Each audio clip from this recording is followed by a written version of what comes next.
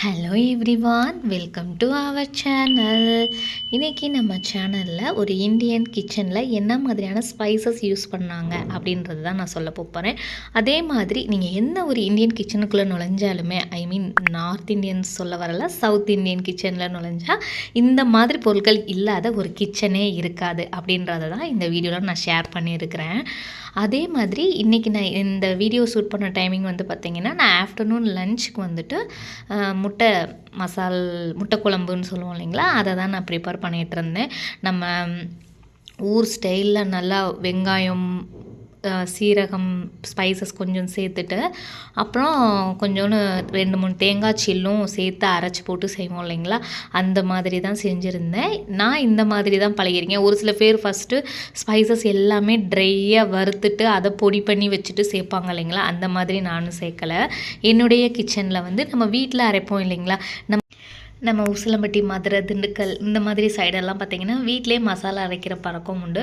அதுவும் இல்லாமல் உசிலம்பட்டி சைடு நம்ம பலசர கடைகள்லேயே நல்லா பொட்டலம் போட்டே வச்சுருப்பாங்க. அதை அப்படியே வாங்கிட்டு போய் நம்ம ரோஸ்ட் பண்ணிவிட்டு அரைச்சிக்கிடலாம். அது என்ன வகையான மசாலா அப்படின்றத இந்த வீடியோவில் சொல்லியிருக்கேன். ரொம்ப முக்கியமானது என்னென்ன அப்படின்னு சொல்லிட்டு வாங்க என்னென்னு பார்க்கலாம். ஃபர்ஸ்ட் வந்துட்டு ஒரு கிச்சனில் ரொம்ப முக்கியமாக எல்லார் வீட்லேயும் இருக்கக்கூடியது இந்த மசாலா டப்பா தான். இந்த மசாலா டப்பாவில் நம்ம இந்தியன் கிச்சனில், ஐ மீன் நம்மளுடைய 90s கிட்ஸ் அம்மாலாம் இருக்கிறாங்க இல்லைங்களா, அவங்கெல்லாம் என்ன அதிகமாக வச்சுருப்பாங்க. இப்போ நம்மளை மாதிரி மட்டன் மசாலா தனியாக, சிக்கன் மசாலா தனியாக, அதே மாதிரி மீன் ஃப்ரைக்கு தனியாக, மீன் குழம்புக்கு தனியாக, இந்த மாதிரிலாம் கிடையவே கிடையாது. இது நமக்கு நல்லாவே தெரியும். அது இதில் என்ன மாதிரியான ஒரு இந்தியன் கிச்சனில் இருக்குது அப்படின்னா, 2 மசாலாஸ் தான் வச்சுருப்பாங்க. ஒன்று சாம்பார் மசாலா, இன்னொன்று குழம்பு மசாலா. இந்த குழம்பு மசாலா தான் மோஸ்ட்லி வந்து விருதுநகர் சைடு, உசிலம்பட்டி சைடு இந்த மாதிரிலாம் வந்துட்டீங்கன்னா உங்களுக்கு வந்துட்டு பேக்கெட்ஸ்லேயே அவைலபிளாக வச்சுருப்பாங்க. இந்த மல்லி, அப்புறம் இந்த பட்டை வத்தல் இதெல்லாம் சேர்த்து, ப்ளஸ் அதில் சேர்க்கக்கூடிய என்னென்ன இன்க்ரீடியன்ஸ் எல்லாமே வச்சுருப்பாங்க. அது எல்லாமே ஒரு ரோஸ்ட் பண்ணிட்டு நல்லா வெயிலில் காய வச்சு, பட்டை வத்தல் இதெல்லாம் வெயிலில் காய வச்சு எடுத்து இந்த தீபாவளி வருஷத்தில் ஒரு டைம் இல்லாட்டி 6 மந்த்துக்கு ஒன்ஸ் அரைச்சி வச்சுக்கிடுவாங்க. அந்த மாதிரி பொடி தான். ஏன்னா இங்கே கிடைக்காது அப்படின்றதுனால ஊர்லேருந்து நான் வரும்போது வாங்கிட்டு வந்தேன். நானுமே வந்துட்டு பார்த்தீங்கன்னா ஊரில் இருந்தேன்னா இந்த ஆச்சியில் குழம்பு மிளகாத்தூள்னு ஒன்று அவைலபிளாக இருக்குது பார்த்தீங்களா, அதை வாங்கி தாங்க யூஸ் பண்ணுறேன். டு பி ஹானஸ்ட், நானும் ஒரு கடையில் கிடைக்கக்கூடிய பேக்கெட்ஸ் எல்லாம் யூஸ் பண்ணிட்டு இருக்கேன். இங்கே எனக்கு வேற ஆப்ஷன் இல்லை அப்படின்றதுனால நான் அரைச்சி எடுத்துகிட்டு வந்திருக்கிறேன். நம்மளுடைய 90s அம்மா, 80s மம்மிஸ் இது எல்லாருமே வந்துட்டு பார்த்தீங்கன்னா இந்த பொடியை தான் சும்மா மட்டன் சுக்காவா இருந்தாலும் சரி, புளிக்குழம்பு, வெள்ளைப்பூடு புளிக்குழம்பு, கத்திரிக்காய் புளிக்குழம்பு எதுவாக இருந்தாலும் சரி, இந்த ஒரு மசாலா தான் யூஸ் பண்ணுவாங்க. ஏன்னா இந்த மசாலில் வந்துட்டு எல்லாமே பட்டை, கிராம்பு இது எல்லாமே அதே மாதிரி எத்தனையோ பொருட்கள் சேர்த்து அரைச்சது தான். எனக்கு லிஸ்ட் வந்து எங்கள் அம்மா எழுதி கொடுத்தாங்க. ஸோ அதை நான் அப்படியே வாங்கிட்டு வெயிலில் காய வச்சு நல்லா வறுக்க வேண்டியதை வறுத்து அரைச்சி எடுத்து கொண்டு வந்துட்டேன்.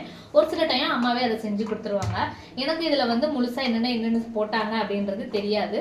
வேணும்னா நீங்கள் கமெண்ட்டில் கேளுங்க, நான் வந்து கண்டிப்பாக என்னென்ன திங்ஸ் போட்டோம் அப்படின்றத சொல்கிறேன். இந்த சாம்பார் மசாலா வந்துட்டு இது எல்லாமே ஃப்ரை பண்ணி செய்வோம்.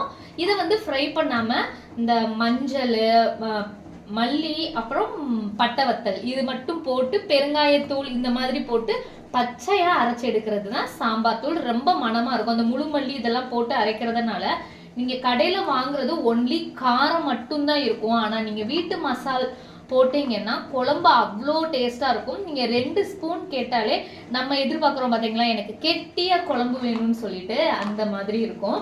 ரெண்டாவது வந்து பார்த்தீங்கன்னா மல்லித்தூள் அண்டு மஞ்சத்தூள். இந்த 2 வந்து எல்லாருடைய கிச்சன்லையுமே இருக்கும்.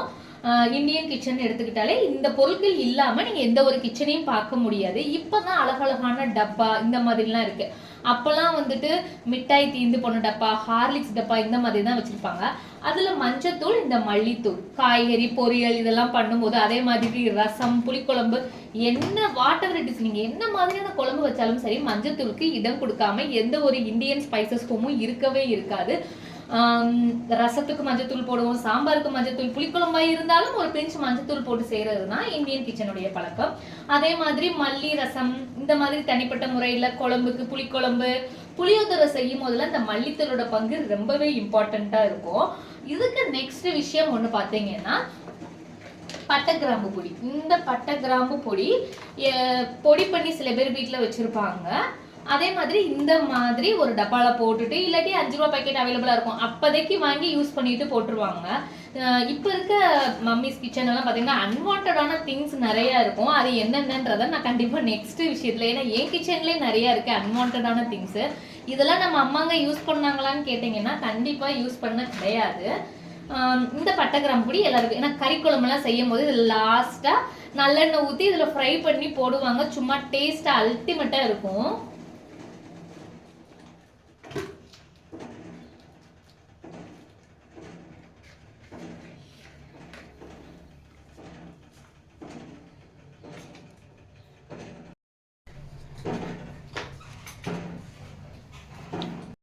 அதே மாதிரி இன்னொரு இது வந்து என்ன சொல்ல மறந்துட்டேன் அப்படின்னா, புளி இல்லாத இந்தியன் கிச்சனே இருக்க முடியாது. இங்க நார்த் இந்தியன்ஸ் கேட்பாங்க, நீங்க குழம்புல கூட புளி போடுவீங்களாமே அப்படின்னு கேட்பாங்க. நான் அப்ப ஆச்சரியப்படுவேன், குழம்புல ஒரு புளி போட்டு சமைக்காம நம்ம சாம்பாரா இருந்தாலும் சரி, புளி குழம்பா இருந்தாலும் சரி, மீன் குழம்பா இருந்தாலும் சரி, எல்லாத்துலயும் இந்த புளியை கரைச்சு ஊத்தி நம்மளுடைய குழந்தைகளுக்கு சின்ன வயசுல இருந்தே அதிகமான அயன் சத்தை கொடுத்தோம் அப்படின்ற ஒரே ஒரு கெத்தான ஒரு விஷயம் அப்படின்னா நம்ம இந்தியருடைய கல்ச்சர்ல வந்து இருக்குது. அதுவும் நம்ம சவுத் இந்தியன்ஸ் வந்து அதிகமா புளி சேர்ப்போம். இது ரொம்பவே நல்ல ஒரு விஷயம் தான். அளவுக்கு அதிகமா புளி சேர்த்தாதான் தப்பு. நம்ம கரெக்டான முறையில தான் நம்மளுக்கு நம்ம அம்மாங்க செஞ்சு கொடுத்துருக்குறாங்க. நம்மளும் இப்ப அதை தான் செஞ்சுட்டு இருக்கோம். இப்ப பழகுறவங்க முன்ன பின்ன அந்த புளியை சேர்த்துக்கிறலாம். அதனால வந்து நம்மளுக்கு வந்து அந்த மூட்டு வலி பிரச்சனை இதெல்லாம் வந்திருக்கலாம். நம்மளுடைய அம்மாக்கள் நம்மளுக்கு கரெக்டான முறையில தான் சமைச்சு கொடுத்துருக்குறாங்க. இவ்வளவு ஆரோக்கியமான விஷயங்கள் நம்ம முன்னோர்களுடைய சமையல்ல வந்து இருந்திருக்குது அப்படின்றது எல்லாத்துக்கும் தெரிஞ்ச விஷயம். நம்ம இப்ப எவ்வளவுக்கு எவ்வளவு ஆரோக்கியமா சாப்பிடுறோம் அப்படின்றது நம்மளுக்கு கண்டிப்பா ஒரு கேள்விக்குறியான விஷயம் தான். ஏன் அப்படின்னா நம்ம ஒரு நோய் வந்ததுக்கு அப்புறம் தான் நம்ம ரியலைஸ் பண்ணுவோம், ஐயோ நம்ம அன்ஹெல்தியா சாப்பிட்டுட்டு இருக்கோம் அப்படின்னு சொல்லிட்டு. அது வரைக்கும் நம்ம மருமண்டைங்களுக்கு விளங்குறதே இல்லை நம்ம ஒரு அன்ஹெல்தியா தான் சாப்பிடுறோம் அப்படின்னு சொல்லிட்டு.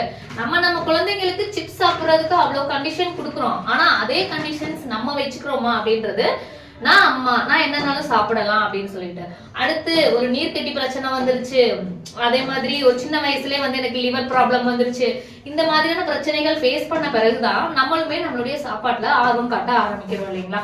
நான் முடிஞ்ச அளவுக்கு நான் அதுக்காக நான் 100% பியூர் அப்படின்னு சொல்ல வரல, நானும் அதே தப்பதான் பண்ணிட்டு இருக்கிறேன். ஆனா இப்போ ரியலைஸ் பண்ணி கொஞ்சம் கொஞ்சம் என்னுடைய கிச்சன்ல நிறைய விஷயங்கள் மாத்திக்கிட்டேன்.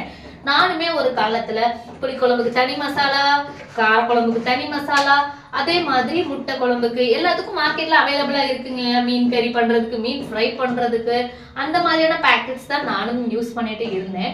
இப்ப என்னால முடிஞ்ச அளவுக்கு என்னுடைய கிச்சன்ல என்னென்ன ஆரோக்கியமான முறைகள் சமைக்க முடியுமோ அந்த மாதிரி தான் என்னுடைய குடும்பத்துக்கு நான் சமைச்சு கொடுத்துட்டு இருக்கிறேன்.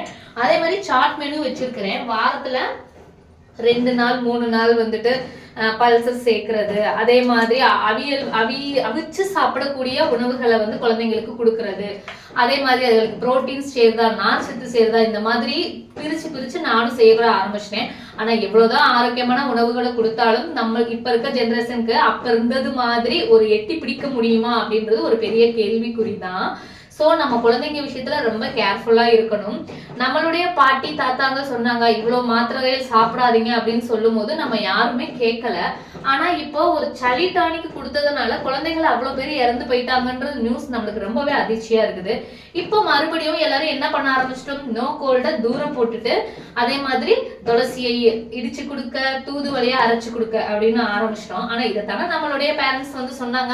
நம்ம கேட்கும் போது போமா நீ எந்த ஜெனரேஷன்ல இருக்கிற, இதெல்லாம் சரியாயிரும்னு அடிக்கடி ஹாஸ்பிட்டல் தூக்கிட்டு போற ஆளுங்க தான் நம்ம. ஒரு சின்ன மூக்கு ஒழுங்கினாலும் சரி, கையில ஒரு பொறியா வந்தாலும் சரி, உடனே ஆஸ்பத்திரி கூட்டிட்டு பிள்ளைக்கு 2 இன்ஜெக்ஷன் போட்டு வீட்டுல வந்து கூப்பிட்டு வந்துடுறது.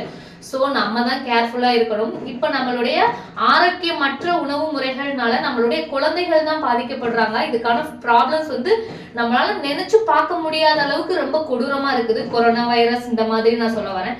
So be careful. குழந்தைங்களுக்கு மஞ்சத்தூள், புளி, பெருங்காயம் இதெல்லாம் நல்ல ஒரு இயற்கையான முறையில கிடைக்கக்கூடியதை வாங்கி கொடுங்க. எவ்வளவுக்கு எவ்வளவு ஆரோக்கியமான உணவுகள் குழந்தைகளுக்கு சேர்க்க முடியுமோ அவ்வளவுக்கு அவ்வளோ நீங்க வந்து கொடுங்க. நம்மளுடைய முன்னோர்கள் ரொம்பவே ஆரோக்கியமா சாப்பிட்டு வளர்ந்ததுனாலதான் அவங்க கிட்டத்தட்ட ஒரு 80-100 வயசு வரைக்குமே இருந்திருக்கிறாங்க. இப்ப இருக்கிறவங்க எல்லாம் ஒரு 50 வயசு கடந்ததுக்கு அப்புறமே ஹார்ட்ல எக்கச்சக்கமான ப்ராப்ளம், அதே மாதிரி கைகால் ரிலேட்டடா நிறைய பிரச்சனையை சந்திக்கிறாங்க. சோ நம்ம ஜெனரேஷனை சேவ் பண்றதுல நம்ம கவனம் செலுத்தினா நல்லா இருக்கும். Keep supporting. தேங்க்ஸ் ஃபார் வாட்சிங் தி வீடியோ.